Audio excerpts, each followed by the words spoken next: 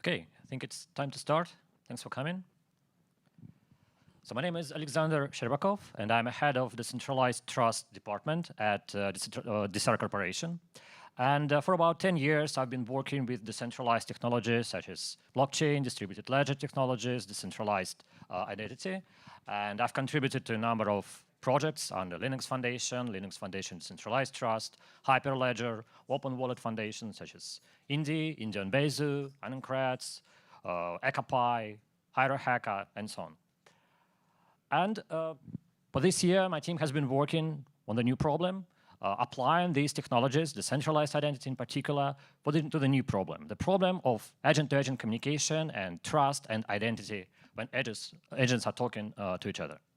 So on one hand, the world of decentralized identity, it's actually not new. There are standards, there are working code, we're going to see it. On the other hand, the world of agent-to-agent communication of AI agents, there's a number of protocols, it's pretty new. And there are some gaps, there are some cases where these two concepts can work together, and we're going to see it. And actually, the bridge is pretty small. So 6 stops today, 6 items in the agenda. So we're going to start with a very brief overview of agent-to-agent protocol, because it's the source of extension that I'm going to show. And we're going to identify the use cases, problems, and the gaps related to verifiable trust. Then a very short primer on decentralized identity, DIDs, verifiable credentials, OpenID for VC. Then the third item is pretty important. It's 2 patterns, generic patterns of how verifiable credentials can be applied for agents, for agent-to-agent communication. And coming back to agent-to-agent, I'm going to show an extension to agent-to-agent protocol based on OpenID for VP in task authentication. I'm going to show a live demo based on HyroHacka, it's Linux Foundation Decentralized Trust project. And the wider landscape, a couple of words about other standards for agentic commerce in particular, AP2 protocol, verifiable intent protocol. They're also leveraging the same rails, the same concepts of decentralized identity, verifiable credentials. Okay, 2 years ago, an agent could write an email. Later, the agent started to help with the routing tasks. And nowadays, what we can see that agents start talking to other agents. So, of course, agent talking to human is one thing, but when they are talking to other agents, it's a bit different, and it's already being applied to many industries like fintech, traveling, healthcare, and so on. And one of the leading protocols, foundational protocols of how this communication between agents may happen, it's agent-to-agent protocol. It's part of Linux Foundation. It's created by Google and donated to Linux Foundation in 2025. And the essence of the protocol, that there are 2 entities, agent-to-agent, agent client and agent server. They are talking to each other. And very briefly, like 6 concepts of agent-to-agent protocol, a high-level overview. Some of these concepts matter most for our talk today. The first concept is agent card. It's like a JSON manifest needed for discovery, how the client agent can discover the server agent, and what capabilities are there, what endpoints are there, what security schemes. And this one is important actually because it contains the security schemes needed for authentication, for identity. And it's an important topic for today's talk. Then the tasks, messages, artifacts, and the streaming, they compose the exact like protocols, the notions and terms how a protocol works. The tasks can be like stateful unit of work. They can be resumable. It can be long-running. Messages, artifacts, it's what's go in, go out. For example, the client may send some message to that server agent, and there can be an output artifact, for example, an image generated or something like this. Streaming, so the protocol supports not only just client-server request response modes, but also more long-running, synchronous operations, server-side events, push notifications, they're also supported. And finally, the last 2 terms here, it's security schemes and extensions. Security schemes, that's actually the schemes being used for identity, for authentication, authorization. And one of the main goals of agent-to-agent protocol is to leverage existing enterprise rails for these communications. There is no need, no no need to implement anything new. It's better to leverage existing schemas like OAuth2, OpenID Connect, Mutual TLS, API keys, and so on. And finally, extensions. The idea of the agent-to-agent protocol is to make it quite minimalistic, but at the same time to provide the plug-in points to introduce new capabilities, new powers to the agent-to-agent communication. Some of these can be just in terms of the use case and the data, structured data. Some of them can be more fundamental. Okay, so as we just seen, OAuth, or like classical enterprise ways for authentication, is usually the way how client agent and server agent authenticate. And it works, of course, it works in many cases, but there are cases, there are scenarios, there are some gaps in this communication. So let's go through these four main items. And a very important context here, that when we are talking about agent-to-agent protocol, we are not talking just about the tools. Agent, it can be considered as a tool, but actually it is more. We want this agent-to-agent protocol to be more independent in decision-making, right? Because when two agents talk, they can like realize there is a new context, a new task needs to be started, and we want to give the agent this power. And that's why the traditional enterprise grades for authentication may not work for all these use cases. So the first one, permissions versus qualifications. So usually in OAuth, we have a token with a scope, like for example, for this particular task, and it means that agent is authorized because of the authorization protocol to call some API, to call something. But what we usually, not usually, but what we may have in some use cases, it's rather qualification, not just permission. So for example, the user who started this work by client agent may need to prove that they actually passed some know your customer or AML checks in order to, for example, to access like DeFi protocol or something like this. And it may not be known at the beginning that this check will be needed. This qualification, of course, it needs to be plugged in. The second thing is centralized issuer versus third-party trust. Because in a usual world of OAuth, OpenID Connect, we assume that the client and server, they kind of share the authorization model. It can be a federation model, it can be the same authorization server, it can be some pre-configured trust. But when agents start talking in the real world, start discovering each other, it may not be always the case, it may not be always possible.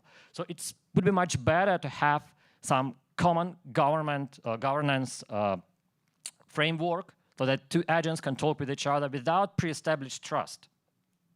The third item here is static trust versus just-in-time step up. Actually, the agent-to-agent protocol already has this capability. It's already possible to pose a task and ask for additional authorization. I think that it's quite open, and what we want to have is to have like specific ways, language, how it can be done and how we can address it. And the last but not the least, when we are talking about decentralized identity, about the wallets, about verifiable credentials, it's actually the new model that we're going to see of identity that's being actively deployed. It's not something from 2030, it's already right now. And if the user who started the task, agentic task, already has these credentials, this new model for identity, it would be great to leverage it also in agent-to-agent communication, to leverage existing credentials that the user may have. For example, a credential to proof an age, a credential to that KYC passed, a mobile driver license, something like this. And it's pretty important for interoperability, for the full power of agentic communication, to leverage these existing credentials being already deployed.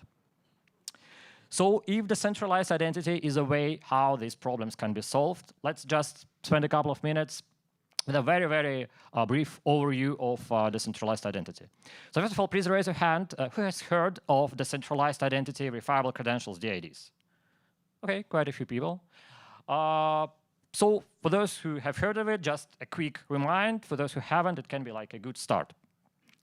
So the first concept here, it's a decentralized identifier, DID. It's like an identifier you control. It consists of the method, defining how to resolve an identifier, and the identifier itself. What is important, it's not just identifier, it's also a DID document, like a metadata associated with this identifier. And usually it contains some public keys, contains some service endpoints attached to this identifier. And the method, it's actually the way how this resolution, how to get this metadata, these public keys for identifier, how it can be done.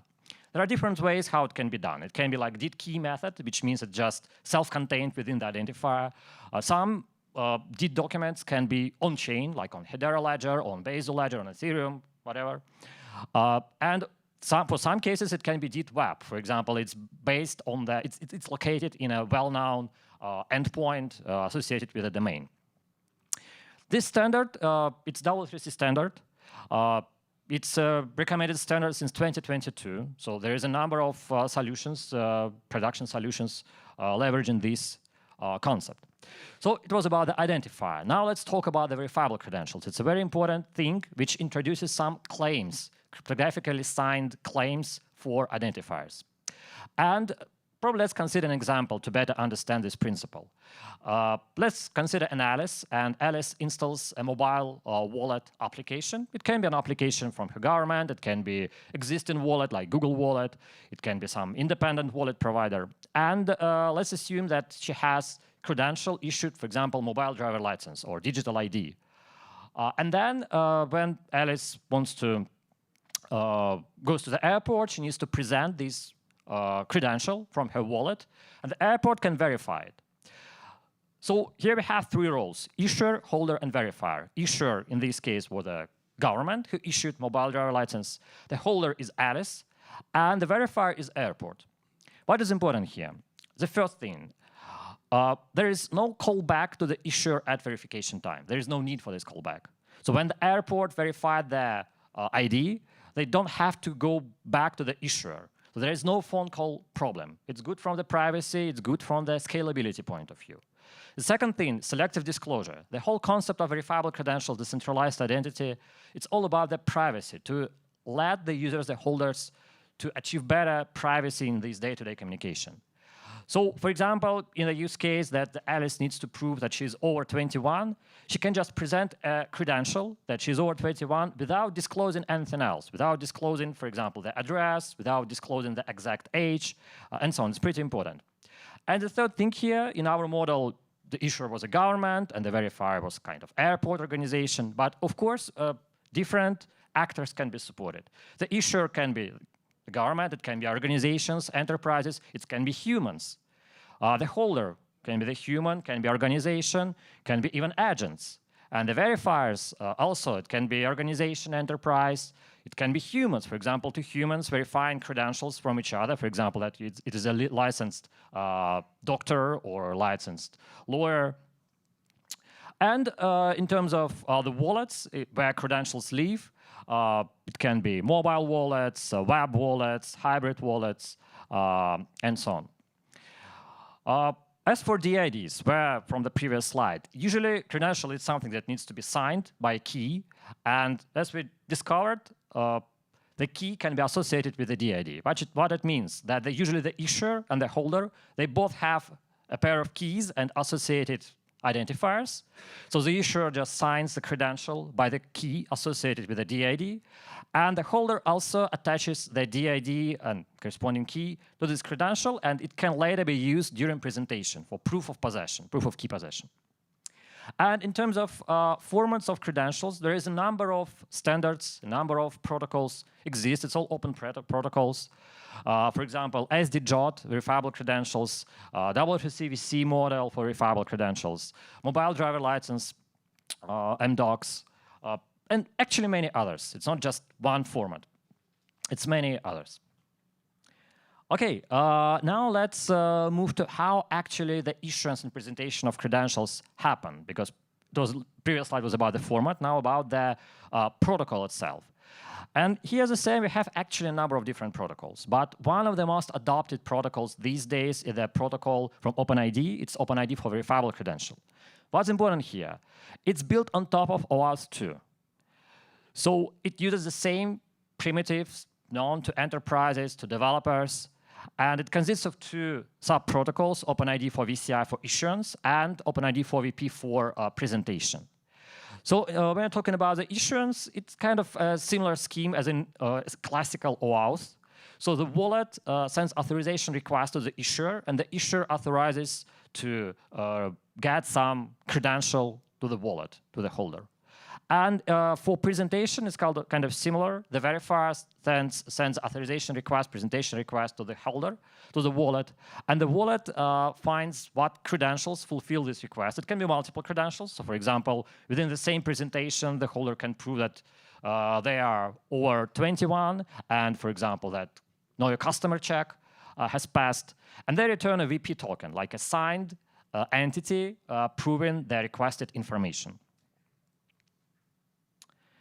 So what's important here that we don't have to invent anything new. All these concepts are there for quite a long time. It's not research, it's been adopted. And also what is important here is being adopted also on a population scale. But many governments all around the world, it's mobile driver license in US, it's UDI and IDS2 concept in European Union, and that's especially important. It's already in force, and by then next year, all entities are required to accept verifiable credentials. So for example, the banks will accept QC as verifiable credentials. And the protocols itself, it's also quite stable. So for OpenID for VC, there is already a final version, 1.0, W3C VC. It's all standards which are there for quite some time. And don't think here that the many enterprises, many big companies also adapting these concepts. For example, Apple and Google wallets can speak verifiable credentials. Last year, such frameworks, such standards as DC API and SDJOT and MDocs, it's already supported there. Okay, coming back to AI agent-to-agent communication. So now we bit better understand what is verifiable credentials and decentralized identifiers. Let's consider two patterns of how verifiable credentials can be applied for AI agents. And these patterns are quite generic. So the option one, pattern A, it's a human delegated chain, and it's suitable for autonomous use cases when the human delegates some task to be done by agent, kind of high-volume pre-authorized action. So for example, a human may have already a credential issued, for example, by a bank. It's like know your customer credential. And the user wants his agent to perform some purchase on their behalf.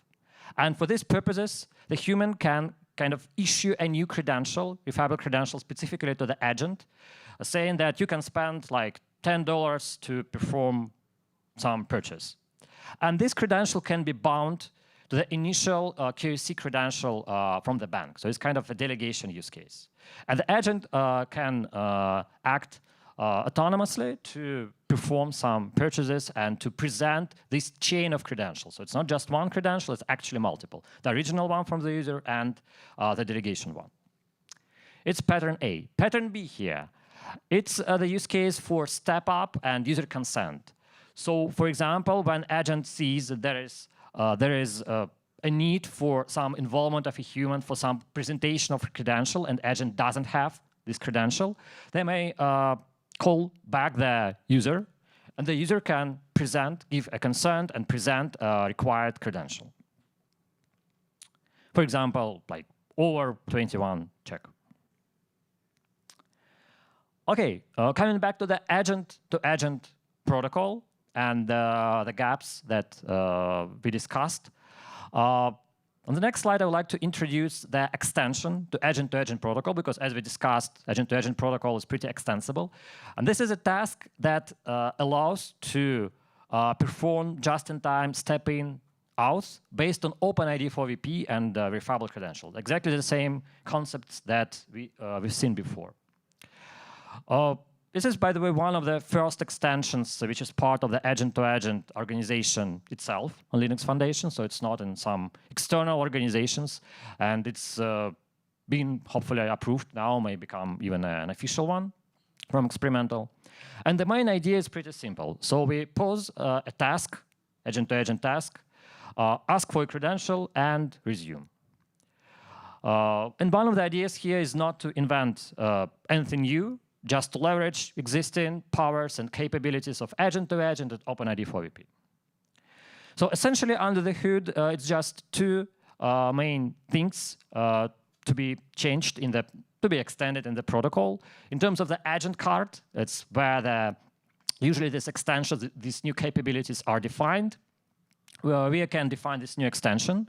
And the client agent can now understand that this server may request this OpenID 4 VP-based verifiable credentials. And in the task message itself, it's where the authorization request from the server may appear, asking the client for some information to prove. Then on the next slide, we can see the flow, like step-by-step flow, how it is proposed to be implemented. So here we have two actors from agent-to-agent protocol, the client and the server. And we have two actors from OpenID for VP. It's the wallet and the verifier. For simplicity, we assume that issuance is out of scope here. So we assume that the wallet already contains necessary credentials. And the idea of the extension, it's quite simple. So we assume that there is an ongoing task, ongoing agent-to-agent communication. And at some point, the server realizes that step-in auth is needed. And it can send authorization request. It can be either just the request object itself, or it can be a URI, like a link to the request. And then the client needs to invoke the wallet. And step number 4, it's actually where these two patterns matter. So it can be either user consent, so it can be a wallet, a human wallet, and the human is going to present the credentials necessary to fulfill this request, like to prove that age is over 21. Or the agent can realize that he has necessary credentials. It was delegated by the user or specifically issued to this agent, and can just present it to the verifier. So the verifier gets these credentials like as a VP token according to OpenID for VP protocol, verifies it, all the signatures, cryptographic signatures, revocation checks, freshness check, everything according to the protocol. And if everything is fine, calls back the agent-to-agent server, and the task is resumed. OK, on the next slide, let me show you a live demo. It's based on the Hacker identity platform. It's a framework, part of Hyro, Linux Foundation Decentralized Trust project. It's also Linux Foundation open source code. And what is important here? That specification, of course, it's good, but we need to have a working code. And in this demo, we assume that the client, for example, university staff wants to research some information, and the server client, the server agent, in order to fulfill the research, they are asking for a credential, like, for example, for university credential. And on the left side, we can see the wallet. It's a mobile application in this case. And actually, this demo is about pattern B, human consent to present this verifiable credential. And once it's presented, yeah, the flow can be continued. Yeah, it's all working code, and just an example how it all can be implemented. And here we can see also the schema.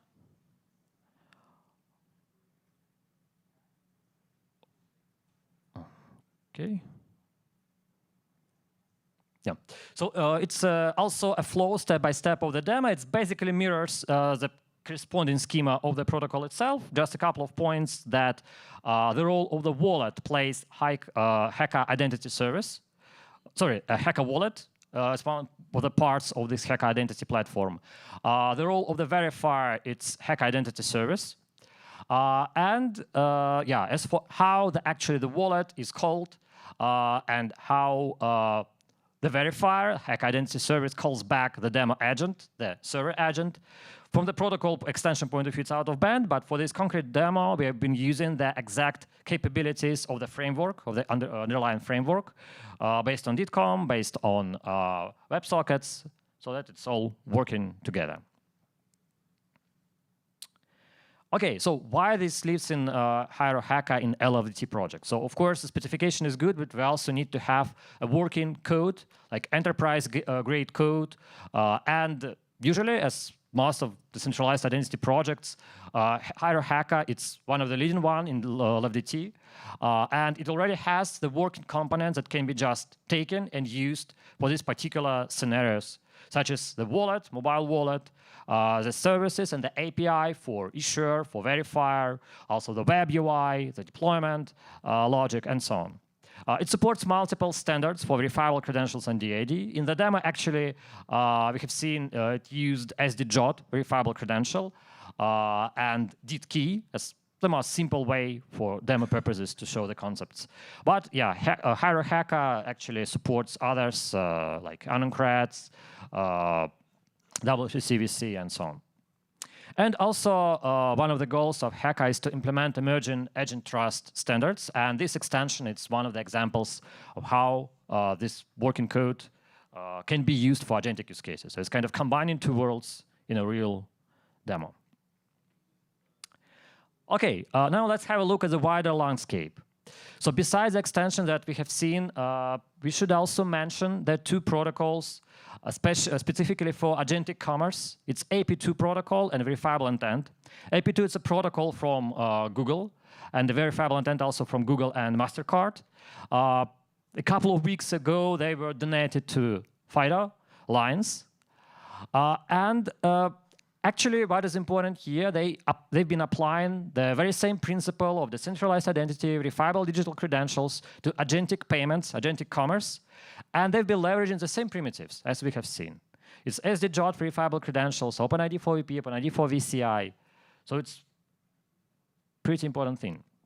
An interesting thing is how exactly they're going to do it. And basically here it's the same two patterns that we have seen. It's either an autonomous delegation presentation by the agent, or it's human present and human consent scenarios.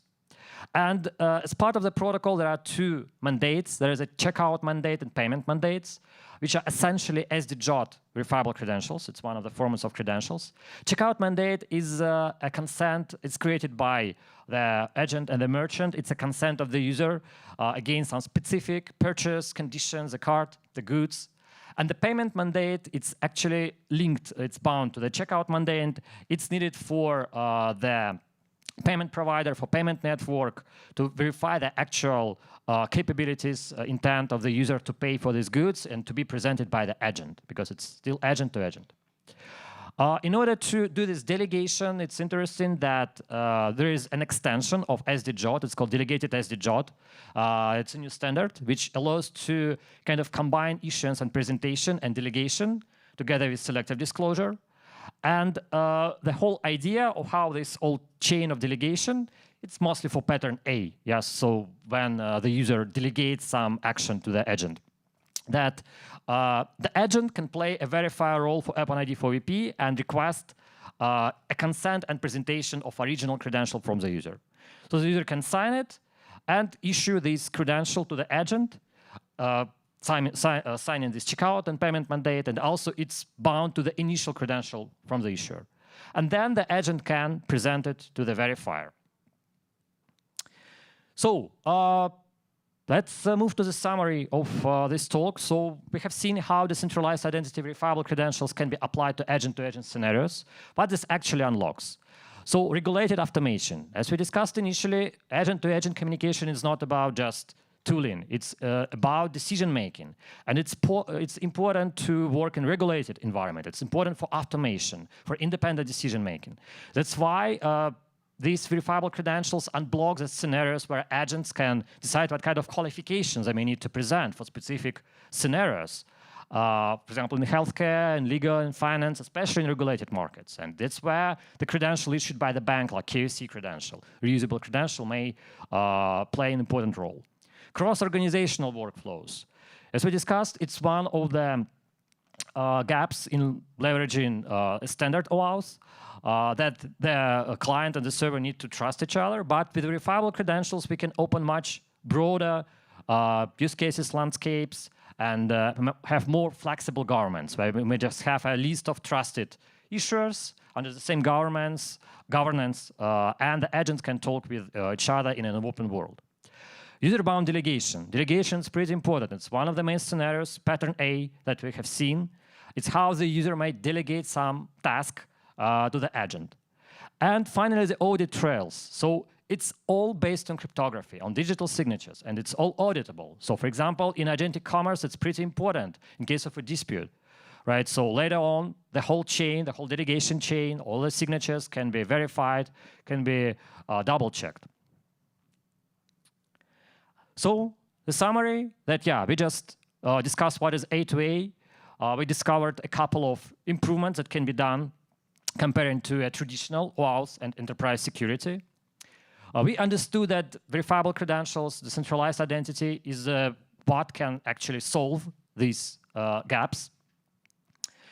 We discussed two main concepts in decentralized identity, the concept of decentralized identifier, verifiable credentials, and also we looked at OpenID for VC. It's one of the leading protocol being adopted as part of UDI, as part of government adoption, as part of many wallets, like Google Wallet, Apple Wallet, Microsoft, and so on. We have seen two patterns of how verifiable credentials can be applied for agents. The first is a human delegation chain for autonomous use cases, and the second one is step-up consent when the user is involved.